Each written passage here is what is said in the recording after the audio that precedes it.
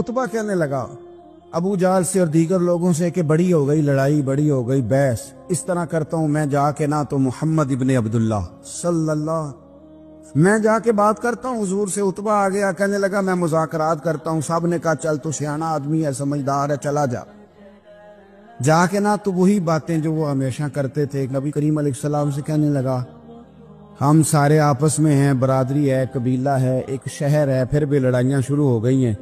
जो आपका कलमा पढ़ते हैं वो अलग हो गए, जो हमारे माज़अल्लाह तरीके पे हैं वो अलग हैं। तो कोई बातचीत ना कर लें बैठ के। तो हुजूर ने फरमाया करो ना।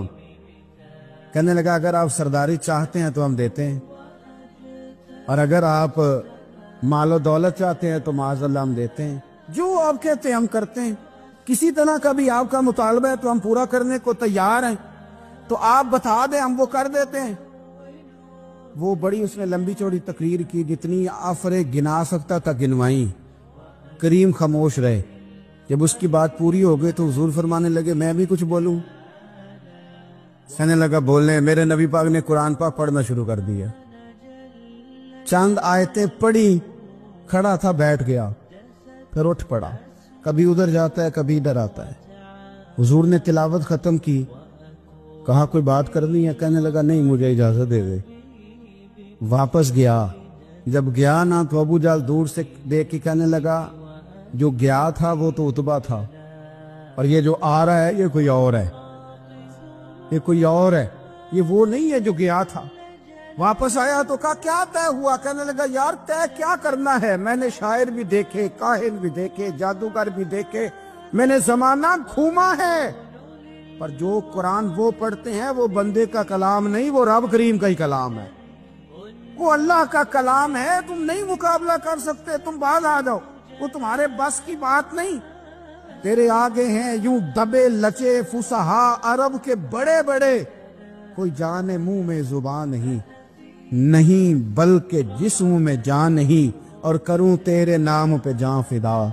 न बस एक जान दो जहां फिदा, मेरा दो जहां से भी नहीं जी भरा, मैं करूं क्या करोड़ों जहां नहीं। तो फैल बिन अमर दोसी मक्का शरीफ आए तजारत के लिए, पहले भी आया करते थे। कहते हैं मैं बेहतरीन शायर था, मक्के आया, सामान बेचता था, कुछ खरीद के ले जाता था। अबू जाल मुझे कहने लगा तू हमारा दोस्त है, पुराना सज्जन है, तेरा आना जाना है, और तुझे यहाँ इस शहर में चूंकि तू हमारा मेहमान है तो हर बात से आगाह करना हमारा जिम्मेदारी है। यहाँ एक शख्स है मोहम्मद इब्ने अब्दुल्ला, मोहम्मद इब्ने अब्दुल्ला सल्लल्लाहु अलैहि वसल्लम ऐलान नबूवत करते हैं, और माज़अल्लाह शायर हैं, जादूगर हैं, उनकी तूने बात नहीं सुननी। कहता मैंने कहा मुझे क्या जरूरत है, मैंने चंद हफ्ते ठहरना है, माल बेचना है, कुछ खरीदना, चले जाना है, मुझे क्या जरूरत है। कहा अच्छा मैं नहीं सुनूंगा बात। कहता मुझे नजर आए कई दफा हुजूर, और जहां हुजूर होते थे मैं करीब ही नहीं जाता था। कहते एक दिन ना हरम शरीफ में सादे से कपड़े और पाँव में सोने जूते और सर पे यूं इमामा के जैसे फरिश्ते भी झुक झुक के जियारत करते हैं। कहते हैं कि नूर भरे कैफियात हुजूर तशरीफ लाए, और तशरीफ ला के रसूल कायनात अलैहिस्सलाम हरम काबा के साथ टेक लगा के बैठ गए। सर से लेकर पाँव तक तनवीर ही तनवीर है। हुजूर तशरीफ फरमा हुए, कुरान पाक पढ़ने लगे। मैं जब हुजूर के करीब से गुजरता था तो कानों में रुई दे के गुजरता था, पर तुफैल कहते हैं आज ना थोड़ी सी आवाज मेरे कानों में गई, कुरान पढ़ा महबूब ने। और वैसे भी क्या कमाल होगा जब यासीन वाले नबी खुद यासीन पढ़ते हों, जब ताहा वाले नबी अपनी जुबान से ताहा की तिलावत करते, वद्दुहा वल्लैली इज़ा सजा जिनके बारे में आया जब वो तिलावत करते हो, अलम नशरह लका सदरक जिनके सीने की तारीफ अल्लाह ने की, जब वो इन आयतों की तिलावत करते होंगे तो क्या शान होगी। जिनको रब कहे वाला सौफ युती का रब्बू का फतरदा, हबीब तुझे इतना दूंगा कि तू राजी हो जाएगा। तो जब हुजूर खुद ये आयतें पढ़ते होंगे तो अंदाज क्या होता होगा। कहते वो थोड़ी आयतें सुनी पर कुर्बान जाए मेरा तो कुछ दिल ही बदल गया। मैं बड़ा बेहतरीन शायर था, लफ्जों के तराशे मुझे खूब आते थे, अल्फाज के बामोदर से मैं आगाह था, अच्छा अदब मैं जानता था, पर मैंने कहा ये कलाम, ये अंदाज, لو انزلنا هذا القرآن على جبل لرأيته خاشعا متصدعا من خشیۃ اللہ، یہ انداز پتھروں پہاڑوں پہ جائے تو وہ ریزہ ریزہ ہو جائیں۔ کہتے ہیں تھوڑا سا پڑا قریب نے اور پھر نظریں جھکائے ہوئے حضور اپنے گھر گئے۔ سرکار چلے تو میں پیچھے پیچھے، حضور گھر میں چلے گئے تو میں نے دروازے پہ دستک دی، باہر آئے، سلام لی۔ میں نے کہا محبوبہ وہ جو آپ پڑھ رہے تھے تھوڑا اور نہیں سنا دیتے، تھوڑا اور نہیں تلاوت کر دیتے؟ کہتے ہیں رسول پاک نے نا پھر قرآن پڑھنا شروع کیا۔ میں کبھی بیٹھتا تھا کبھی اٹھتا تھا، جب حضور نے تلاوت مکمل کی تو میں نے آگے بڑھ کے ید اللہ والا ہاتھ تھاما اور دست مبارک پکڑ کے کہا سونیا، یہ مجھے کہتے تھے نہ سننا، میں نے زمانہ دیکھا ہے، میں کوئی عام آدمی نہیں، میں سردار ہوں، میں نے دنیا دیکھی ہے، مجھے قسم ہے جو آپ کی زبان سے نکل رہا ہے وہ بشر کا کلام نہیں، آپ مجھے کلمہ پڑھائے میں مسلمان ہونا چاہ کر۔ بڑے بڑے کفل ٹوٹے۔ حضرت عمر بھی آئے تو آئے قرآن کی تاثیر کی برکت سے۔ حضرت صدیق اکبر نہ اپنے گھر کے سین میں بیٹھ کے قرآن پاک پڑھتے تھے تو رویا کرتے تھے، روتے تھے۔ مکے کے کچھ سردار کٹھے ہو کے نبی کریم کی بارگاہ میں گئے، کہنے لگے ایک تو صدیق اکبر کو منع کرے کہ قرآن اونچا نہ پڑھا کرے، اور اگر اونچا پڑھنا ہے تو پھر اسے کہیں پڑھ کے رویا نہ کرے۔ حضور نے فرمایا اپنے گھر میں بیٹھ کے پڑھتا ہے روتا ہے، تمہیں کیا ہے؟ یا رسول اللہ، یہ ابو بکر صدیق جب قرآن پاک کی تلاوت کر کے روتے ہیں نا تو ہماری بچیاں بھی رونے لگتی ہیں، ہماری عورتیں گھر کا کام کاج چھوڑ کے تو صدیق اکبر کے دروازے پہ کھڑی ہو کے روتی رہتی۔ حضور ان سے کہیں یہ قرآن سے جو شغف ہے ان کا، کہاں گئے مسلمان جو قرآن پڑھنے والے تھے، کدھر گئے؟ سارا کچھ ہی ہمارا موبائل لے گیا۔ میں کس طرح یہ بات بیان کروں کہ کچھ لوگوں نے رمضان میں بھی قرآن پاک ایک بھی ختم نہیں کیا، رمضان شریف میں بھی ایک قرآن پاک کی توفیق نہیں ہوئی، لے گیا سارا کچھ ہماری خوش گپیاں۔ کمال ہو گئی، ہم نے سوچا ہی نہیں، فکر ہی نہیں کی۔ سنگیوں واپس آؤ، قرآن پاک سے پیار کرو، قرآن پاک سے محبت کرو، قرآن کی تعلیم حاصل کرو۔ لوگ کہتے ہیں میں بوڑھا ہو گیا ہوں، زبان موٹی ہو گئی ہے، قرآن کیسے سیکھوں؟ 38.5 سال کی عمر میں کلمہ پڑھا حضرت صدیق اکبر نے۔ کچھ صحابہ ان سے بھی عمر میں زیادہ تھے، تو بڑی عمر میں دین سیکھا کہ چھوٹی عمر میں سیکھا؟ ہمیں کیا ہو گیا ہے؟ قرآن پاک کی طرف توجہ کرو۔ میرے نبی پاک علیہ السلام نے فرمایا اس قرآن کی برکت سے اللہ قوموں کو عروج عطا کرے گا، اس کی برکت سے ہی قوموں کو زوال ہوگا۔ حضرت عائشہ صدیقہ کہتی ہیں حضور رات کو نماز کی نیت باندھتے تھے تو ایک ہی آیت پڑھتے تھے، ساری رات ایک ہی آیت پڑھتے رہتے تھے، روتے رہتے تھے، اور جب حضور روتے تھے تو جس طرح ہنڈیا ابلے تو آواز آتی ہے، اس طرح حضور کے سینے سے آواز آتی تھی۔ جبیر بن مطعم کہتے ہیں میں بدر کے قیدیوں کے بارے میں بات کرنے آیا حضور سے، نبی پاک مغرب کی جماعت کرا رہے تھے۔ جب میں مدینے پہنچا تو مسجد نبوی کے باہر کھڑے ہو کے میں نے حضور کی تلاوت سنی۔ فرماتے بس میں تو بات کرنے آیا تھا نا، تو وہ آیتیں سنی تو مجھے یوں لگا مجھ پہ بجلیاں گر رہی۔ کون ہے جو میرے دل کے کفر اور کفل دھو رہا ہے؟ بس قرآن سنتا گیا اور رب مجھے ایمان کی توفیق عطا فرماتا گیا۔ میں نے کلمہ پڑھ لیا، مسلمان۔ قرآن ہی ہمارے ہر مسئلے کا حل ہے۔ میں کیا کروں؟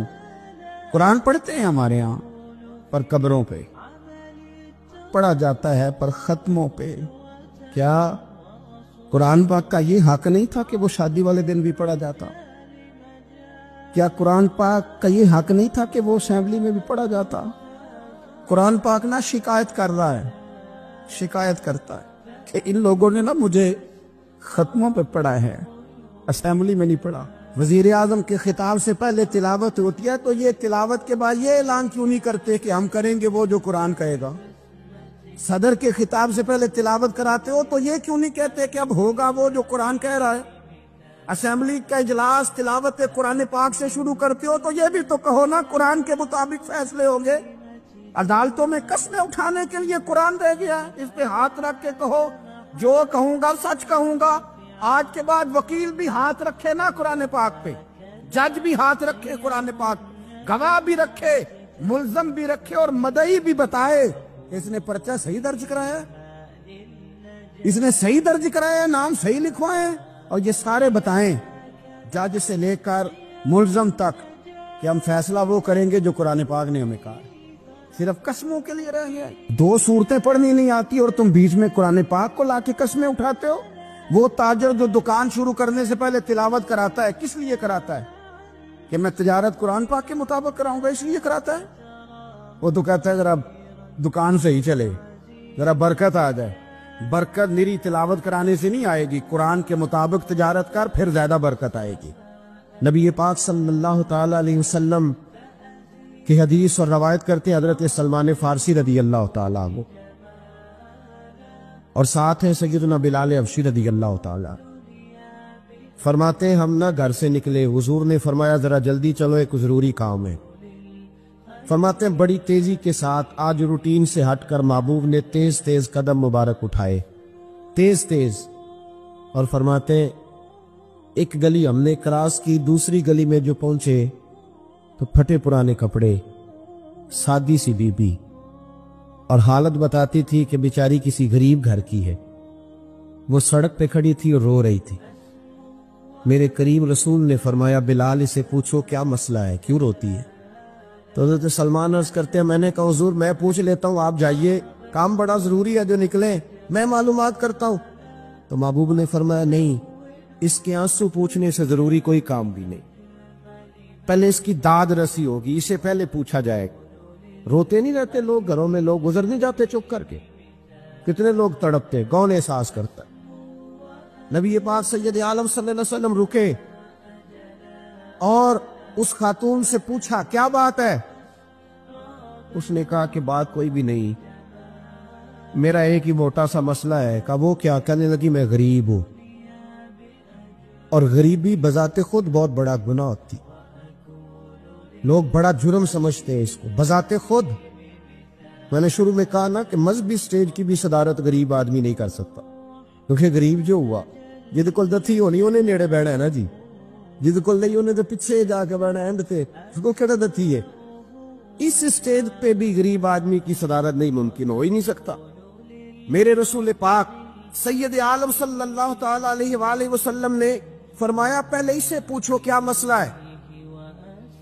وہ کہنے لگی میں غریب ہوں، بوڑھی ہو گئی ہوں، ساری زندگی غلامی میں گزاری ہے، تیل لینے آئی تھی 5 دینار کا، بوتل میں تیل بھروایا ہے، اور اب بوڑھی ہوں نا تو کمر درد کرتی ہے، پیر پیچھے موڑا ہے تو میں گری ہوں، تیل زمین پی گئی ہے، اب زمین تو واپس نہیں کرتی، لیکن واپس جاؤں گی تو ایک یہودی عورت کی ملازمہ ہوں، وہ درے سے مارے گی، کھال ادھیڑ دے گی، میں بڑی پریشان ہوں، اب نہیں مار کھائی جاتی، ہڈیاں بوڑھی ہیں، قربان جاؤں۔ حضرت بلال کو حضور نے حکم دیا، فرمایا دوڑ کے گھر جا 5 دینار لا۔ فرماتے 5 دینار لائے، تیل خرید کے دیا، وہ پھر رونے لگی۔ فرمایا آپ کیوں روتی ہے؟ اس نے کہا بتایا نا غریب ہوں، غریب کا جرم کوئی نہیں ہوتا، لیکن پیس دیا جاتا ہے، پھر بھی مار تو اب بھی پڑے گی، اب کیوں پڑے گی؟ تو عرض کرنے لگی محبوبہ مار اس لیے پڑے گی کہ دیر سے کیوں آئی ہے۔ تو میرے کریم رسول اور وہ بی بی حضور ابھی آئے ہیں مدینہ طیبہ، امام یوسف صالحی فرماتے ابھی آئے تھے حضور، سبل الہدی والرشاد کے مصنف کہتے ابھی آئے تھے نبی پاک، وہ جانتی بھی نہیں تھی۔ تو سید عالم صلی اللہ تعالی علیہ وسلم نے فرمایا اچھا مار پڑے گی؟ کہا ہاں۔ او بھائی کونسلر جو کل آپ کو کہہ رہا تھا نا میں آپ کا خادم ہوں، کونسلر بے گناہ، بلکہ ہمارے SHO صاحب اگر چودھری پہ پرچہ آ جائے تو اس کو ٹیلی فون کر کے پوچھتے ہیں صاحب جی تہاڈے خلاف درخواست آئی ہے، کی کرنا ہے؟ تو غریب آدمی بیچارہ، اس کی غلطی یہ تھی کہ وہ غریب تھا تو اس نے ریڑھی لگا لی چوک میں، اس کو دبوچ کے لے گئے، تینوں پتہ نہیں اتنے نہیں کھلوئی دا، اس کے پاس کل انویسٹمنٹ ہی 5000 تھی، سارا لے گئے۔ پھر وہ کونسلر صاحب کے پاس چلا گیا، سر میرے نال چلے آجے ذرا میں تھانے جانا ہے، انہوں نے کہا گڈی کرائی آ، پیسے ہیں نہیں ایویں تھانے جائیدا ہے۔ اب وہ گاڑی لایا ہے، پتہ نہیں کہاں سے لایا ہے، تھانے پہنچا ہے، اور یہ ہے ہمارا حال کہ وہ SHO بھی بیٹھا ہے کرسی پہ اور کونسلر بھی کرسی پہ بیٹھا ہے، اور وہ غریب پیروں میں بیٹھا ہے اور ہاتھ باندھ کے کہہ رہا میری ریڑھی دے چھڈو، میری 4 دھیاں نے تو میں شامی کھانا کھانا۔ کدھر گیا امت کا وہ ذوق؟ ساری زندگی نعتیں سننے والوں بتاؤ تو صحیح نعت نے تاثیر کیا دی ہے روح؟ اگر ابھی بھی گھاڑی غریب کے پاس کھڑی نہیں ہوتی تو پھر کیا اثر ہوا ساری زندگی نعت سننے کا؟ میرے مصطفیٰ کریم سید